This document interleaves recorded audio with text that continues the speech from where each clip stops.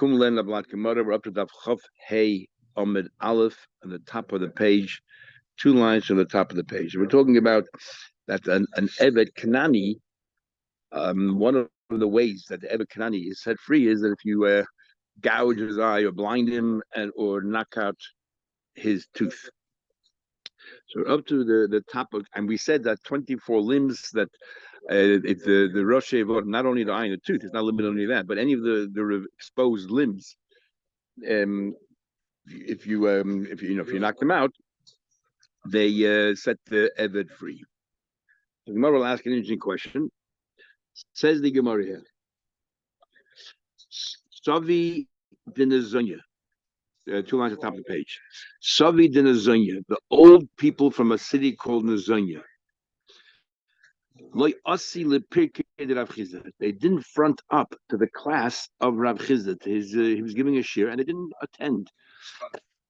And Rav Chizda, who gave a shir, was expecting them to come, and he took it as a personal affront that they didn't come to him. So Rav Chizda turned to Rav Hamnuna, and he said, Zil Tzan Inu, I want you to go and tell them to go in isolation. In other words, put them in chayrim, in a low-level chayrim, because they embarrassed me. They didn't come to my shir.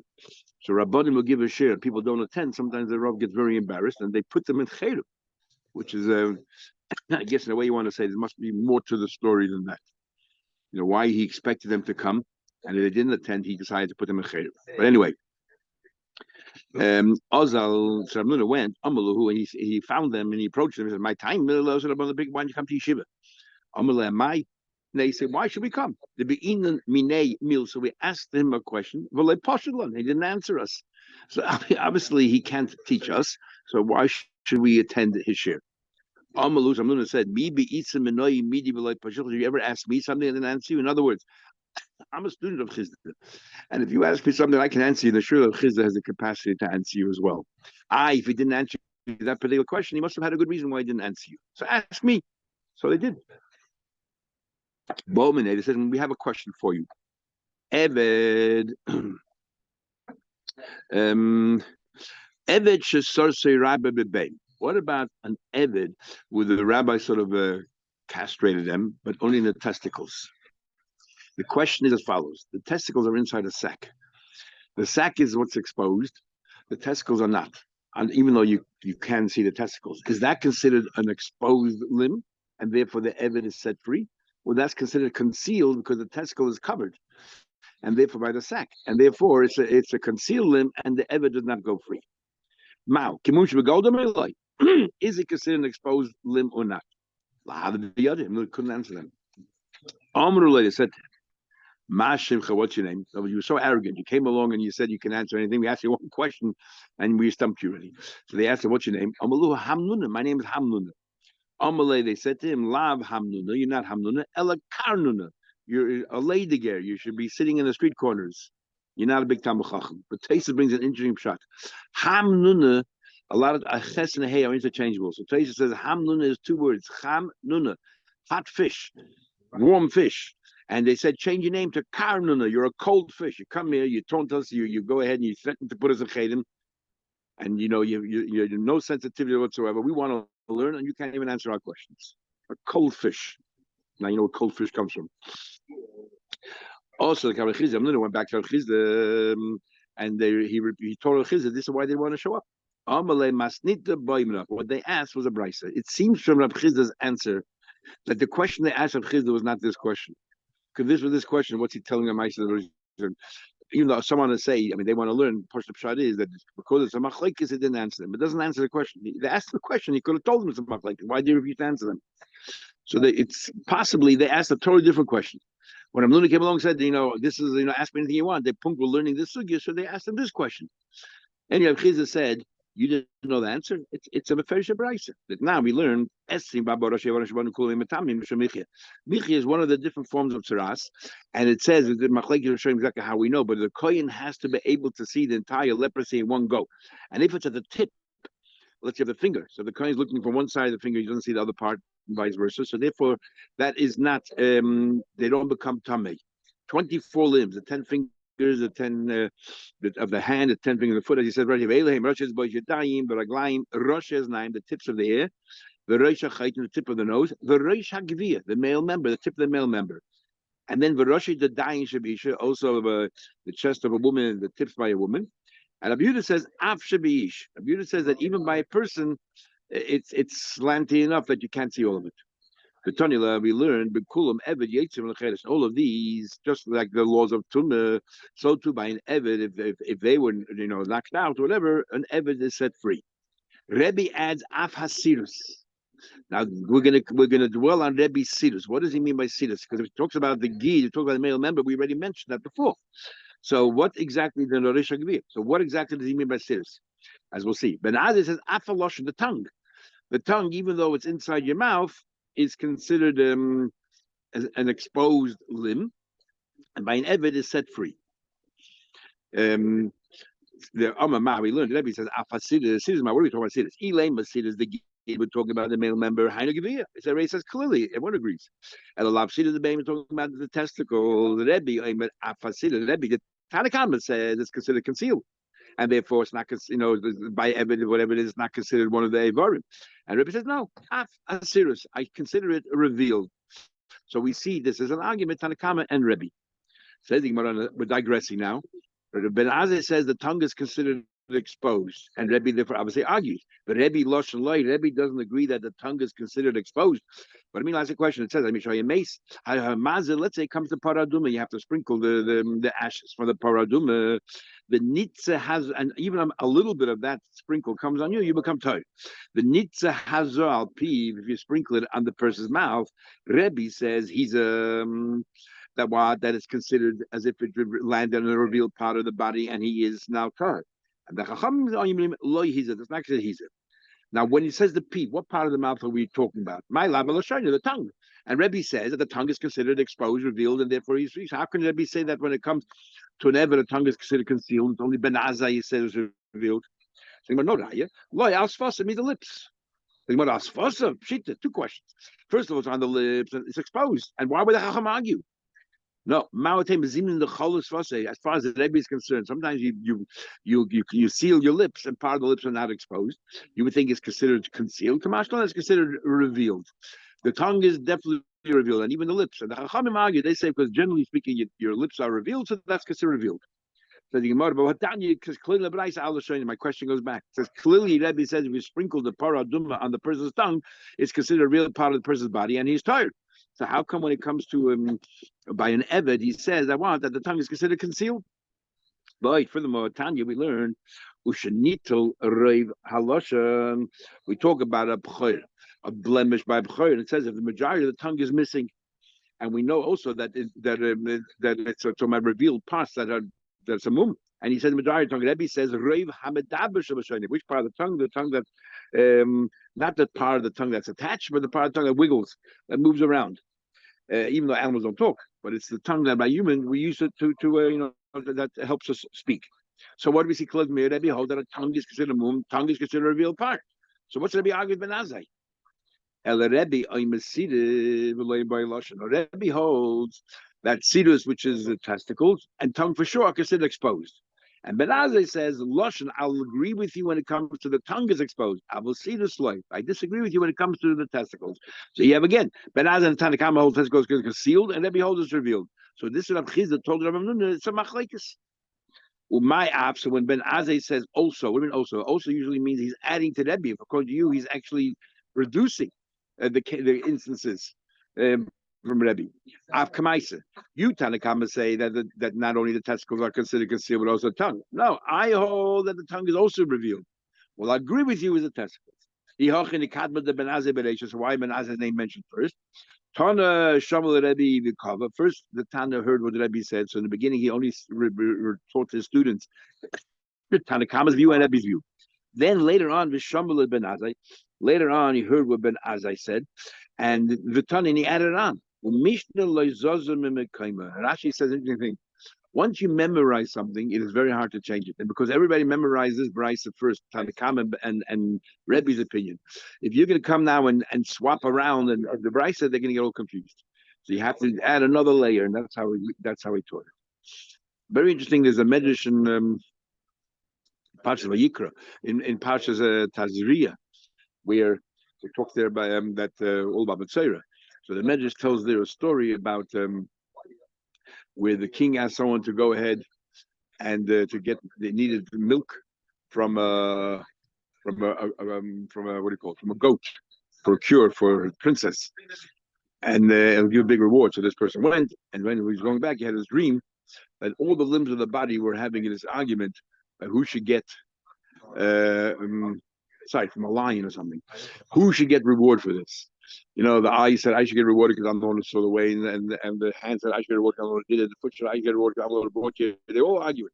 Suddenly the tongue piped up and said, I'm the one who deserves reward. And all the limbs ganged up on the tongue and said, what, you're a concealed Ava, nobody sees you, and you had nothing to do with this. Who did you are? Then it came to the king, and they had to speak. So the tongue said, I just brought you milk from a sick dog. He threw him in jail, and they were going to kill him. As he's being led to the gallows, all the limbs said, what did you just do here? Who's the boss? And anyway, so then he explained to the king that this is a euphemism. He didn't want to give ein horrors. The king drank it, the princess drank it, and she was cured. It was saved. So this little hidden aver is dominant. That's why Lashon Hara is considered such a terrible aver. Says he might further. Amar Ul says Hakol Moedim. Everyone agrees, but Lashon, when it comes to the tongue, Inyan Tumah. When it comes to Tumah, if let's say a sheretz touches the tongue, everyone holds the goliath of sheretz because it's revealed, you become tummy. My time, what is the reason? It says in the pasuk, Kol Asher Yiga Boy. Any part that it touches, Amar Rachmana. You can touch it. So everyone agrees when it comes to tumah, the tongue is considered exposed. Le'inyan tefillah, when it comes to go to the mikveh, you have to open your mouth and let the water go. And nidor azov have to let the water go into the mouth. Kitamudam is considered concealed. You don't have to let the water go in your mouth. My timer, why? Says the pasuk, the rochas besare b'mayim, at your flesh. That you should wash your flesh in water, which is all exposed. And exposed, has to be exposed. They're only arguing regarding the sprinkling of the paraduma, the ash of the paraduma. Rebbe says we compare it to tumah, that one that is considered exposed, and therefore you sprinkle a little bit on the tongue, the person becomes tight. But the Rabbanon compare it to going to the mikveh that it's not concealed. The same thing over here is considered concealed when it comes to the paradum, and you're not tahor. And with Tavai might coming, they're both arguing about this very pasuk. It says in the pasuk, he's a hatoir ala tamei. The toir should sprinkle on the tamei. It says on the third and seventh day, and then it says on the seventh day you get cleansed. Then it says you wash your clothes, and then it says you should go in the mikveh in the water, and you'll be tahor at night.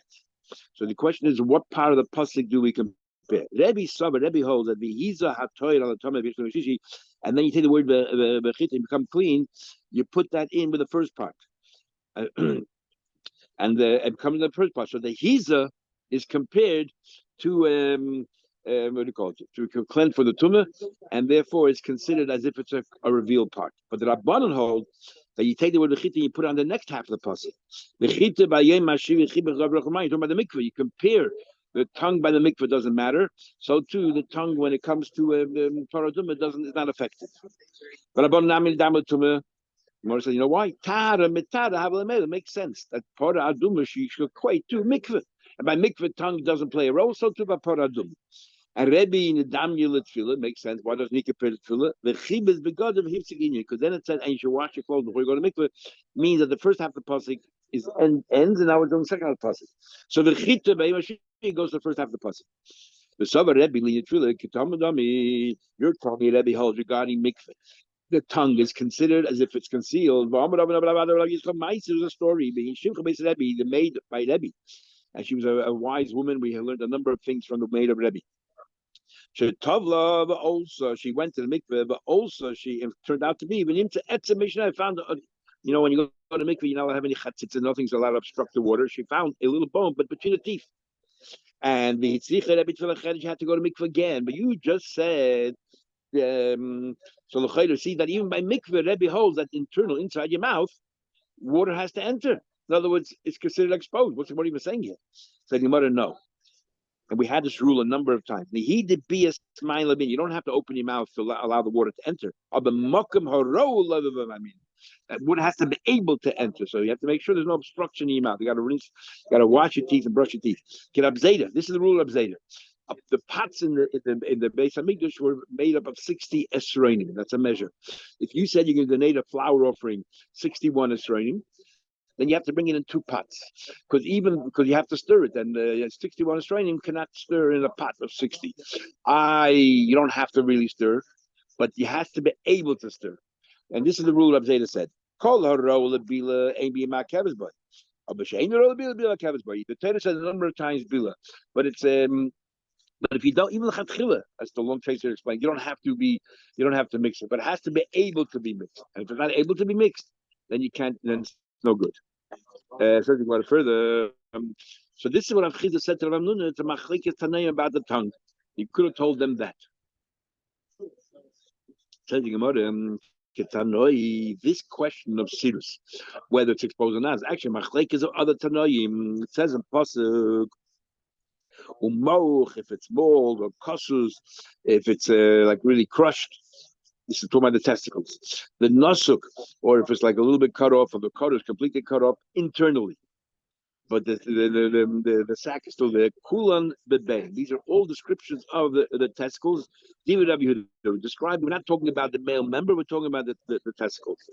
Bebein v'loy begin. We're talking about in the testicles, and not. Someone asked a question. What if you're castrated? It's not a mum. Of course, it's a mum. Of course, it's by the male member. If you have any of these 4, it's visible. But even the testicle, which is invisible or sort of concealed, is also considered a mum. No,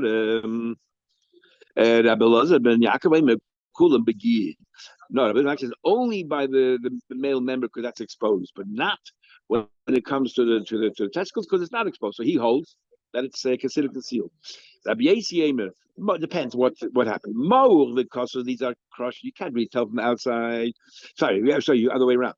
Mo'ur, because if it's crushed, so you no longer see a testicle ababe. You can see that you can see from the outside that there's something wrong. But nosig v'kodesh, if it's detached inside the sac, you can't tell. You still see the testicle. You can't tell whether it's attached or not attached, and therefore it is considered concealed. That finishes that discussion. Now, because we are learning kinyonim, how you acquire things, we started with the legal obligations for a woman, kinyonim. Then we went to El Mevriya and Eved Ivri. Then went to Eved Kanani. So now we're talking about animals, how you acquire them, and then we're going to talk about assets, generally how do you acquire them. So animals. We have a number of kinyonim. You have Mesira. Mesira means big machlek is Rashi and Tais in order to show you what exactly Mesira is. Mesira is, let's say, you hand over the reins of the animal. The Rashi holds you have to actually hand over the reins. Tais holds even if you take it on your own. If the owner told you Leich Chazek, go ahead and take the reins, that's good enough. But Rashi holds you actually have to give it, and that's called Mesira. Then and it works in all the rishuyos and that. Then you have Mashicha. Mashicha is you're pulling it to yourself, or you're causing the animal by shouting or hitting with a stick. You're causing the animal to move towards you. We had a machlek is how much the animal has to move, just the 4 legs or the entire length of the animal. That's Mashicha. Then you have Hagbah, lifting it. Hagbah koine b'chol makom. So we have like this. A behema gasa, and we have a number of opinions in the Gemara. A behema gasa, a large animal like a cow. How are you going to be koine? Hagbah is going to be pretty hard. So niknis b'mesira. You're koine with Mesira. And as Rashi says, the owners hand over the reins to the purchaser. And Rashi holds that if we say Mesira, Meshicha won't work. Why won't Meshicha work? You pull a large animal, because it's not the common way of doing it. So Rashi holds, as Tosfos points out, the Tam agrees to Rashi, that Mesira is a stronger kinyan than Meshicha. Meshicha doesn't work everywhere, but Mesira works. Other Rishonim hold that he holds is opposite. Mashiach is a stronger kinyan than Mesira. And it would seem that the argument I mentioned to you before is related to this. If you hold that Mesira means that the owner, the vendor, actually hands you over the reins, that's much stronger than Mashiach. They're both involved. That's what Rashi says, the Shita say. But the Ri holds that no, Mesira is you take it on your own. Therefore, it's weaker than Mashiach. Because Mesira, all you do is taking the reins in your hand. Yeah, the owner. But Mashiach is you pulling the animal into your reshus. Mesira is I just took the reins. Well, I don't have the animal itself. I have the reins that are attached to the animal. So that's a much weaker kinyan. But Rashi learns that Mesira means that the vendor is actually handing you over the reins. That in itself is a greater display of a kinyan where both parties are involved versus Mashiach where you just go over and you pull the animal. So that's the machlekes. Okay, so according to Rashi, behema gasa, you can only purchase Masira, but not the Mashiach. But a daka, let's say a lamb, a sheep, and so on, the hagbah, you lift the animal. But again, not by pulling it. Hagbah also is a better kinyan. Divrei Rabbeir, Rabbi Lez and Rabbi Lezer. However, the Chachamim or Rabbi Lezer, Chachamim say behema daka nikin Mashiach. And the way most Israelis learn it is the Chacham agree when it comes to behema. The Chacham in the Mishnah are not going to be the Chacham in the Gemara. The Chacham in the Mishnah agree a large behema is Masira, where they argue by a small behema. Now what? You Rabbi said Hagbah, and they say that you can have a Mashiach for it as well. Says the Gemara, Dorish Rav Kim Chaynya, Rav Darshan in Kim Chaynya. The Hema Gasanik has been Mashiach. Rav Darshan Kim Chaynya that a large animal. Rav himself says that a large animal is by Mashiach by pulling. Our Mishnah seems to say that everyone agrees that a large animal is by Masira handing over the reins, and Rav says no, it's through Mashiach. Ashkechina Shmuel Tamid Rav. Shmuel encountered the students with Rav. Amar Rav, did Rav really say Behema Gasanik the Mashiach? Did Rav say, is it true? Rav said that, but not the Masira. Now says clearly the Mishnah that the way to be kind of a large animal is through Masira. So Gemara says, "Rav Nami b'Masira Omar," and Rav also says that that it's Masira. Rav said elsewhere. I remember Rav said that it's Masira. Now you're telling me that Rav says it's through Mashiach. Who? Did Rav change his mind from what he said originally and from the Mishnah?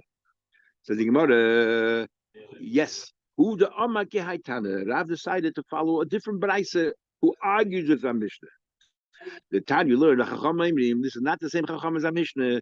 That not only a small behemoth is Mashiach, but even a large animal is Mashiach. And because, like he says, according to me, because Mashiach is a better kinyan than Masira. And in fact, Masira won't work. The Rabbein Tam has an expression, or later on, takes an expression, others try to say, who cares the better kinyan or worse kinyan? Oh, he needs a kinyan. And what, you have a mitzvah that you have to be machmir and mahader? They don't understand the whole notion of better and worse. What does it mean? Anyway, Zuvazanik and Mashiach, they're both kind of Mashiach. They ask us general question on Rashi.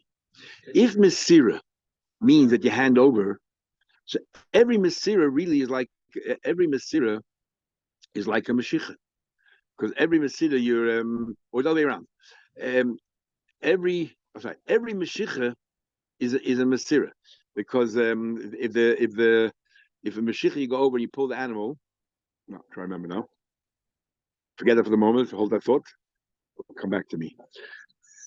Rab Shimon says Rab Shimon argues the whole Mishnah. So we have four opinions now. In our Mishnah, we had an argument regarding a behema daka. Behema gasa, everyone agrees is Masira. Behema daka, whether it's hagbah like Rab Meir or the Chacham say is Mashiach. Then you have the Braisa, the Chacham say no, everything is Mashiach, and then you have Rab Shimon says everything is hagbah. What exactly is kinyan hagbah? Is a big machlekes in the pasuk. First of all, Rashi and Rabbeinu Tam. Rashi we already mentioned before. Rashi holds hagbah is lifting 3 tvachim, and Rabbeinu Tam holds hagbah is lifting 1 tefach. What is the logic of Rashi that hagbah is lifting 3 tvachim? Because of lavud, the first 3 tvachim near the ground is part of the ground, so you have to lift it above that. Big machlekes on Achrayim and the Sibris, all these people they all talk about it, and that is what happens according to Rashi. It's sitting on a table, it's not on the ground. And you take it not above the table, but you move it sideways. You even have to lift it at all, according to Rashi. The whole vart of 3 tvachim is lavud to lift it above the ground. If it's not on my hand, it's 10 tvachim above the ground. Is that hagbah? Or do you still have to pick up another tvachim? And then what's the logic in that? 1 tefach is to do the kinyan of hagbah. That's what Rabbeinu Tam says. Nothing to do with lavud. I don't care where you are. So therefore, even the table. But Rashi, what's the idea of 3 tvachim? Then you have the Nesibah, the famous Nesibah. First you have Rameh. The shit of Rameh is, what's the logic of Hagbah? Because in your hand, it's like you're the Shus. So all the Achrayim say, so what do you need Hagbah for? That's Chatzir, Kinyan Yad, anything in your hand. So the Nesibah talks about Rarichas. If you have something in your hand, but part sticking out. So the part that's in your hand is Kinyan Yad, that's Chatzir. But the part that's sticking out, what is that? Others want to say, If it's in your hand, even the part sticking out, that's yad. You know what hagbo is? You turn your hand over and you're picking something up. That's kinyan hagbo. Because it's not in your hand because it falls right out. So you're lifting it. So kinyan hagbo itself is a very controversial kinyan. What exactly is kinyan hagbo? Actually, it has to be a lift. It's not just that you're supporting the weight. Everyone holds you have to lift it. Yeah. Only question is, if you move off the table, would Rashi agree a tefach is enough? Would Rashi hold even a millimeter is enough? Tell you about it further. Okay, that's a question. Masked of Yisrael, may I have to call it peel, an elephant. Rab Shimon says everything has behagba. How in the world do you acquire an elephant? There you can use chalipin. Remember, the chalipin works everywhere. You swap it for a shoe or whatever. The place that the elephant is standing, the vendor owns that place, so he gives it over to the buyer. So now the buyer is kind of kinyan chutz, which means it wouldn't work in the street. It wouldn't work on the side street nowhere. The Bzeda says maybe Abba can bring 4 pots, place them under the legs, and the animal then goes inside them. These are your 4 pots. So these are the kalim of the lekeach of the purchaser, and you kind of like kinyan chutz.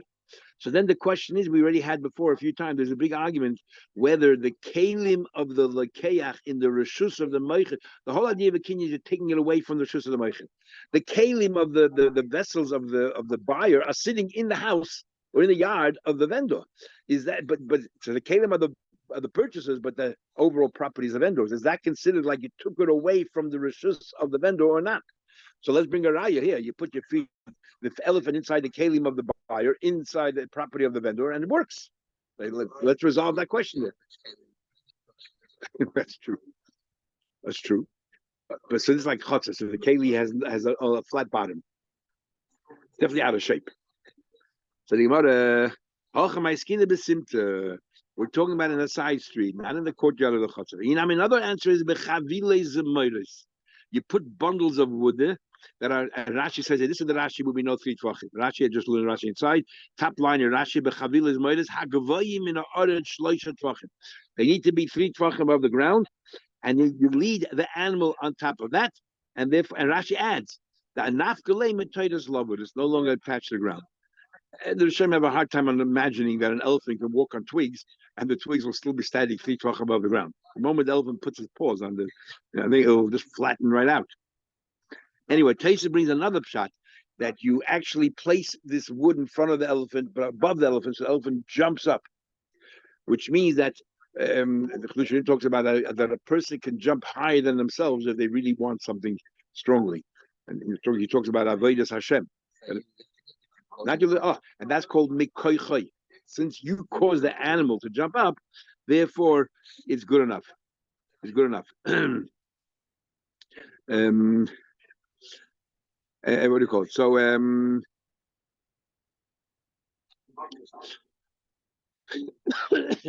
okay, so that's Pshat Gemara. Just a general question which needs an explanation. Going back to the Gemara we learned before the Mishnah, we know that ma'at oil is deicha harba chayshich. A little bit of a light, a dark room. You turn light a candle, the room is flooded with light.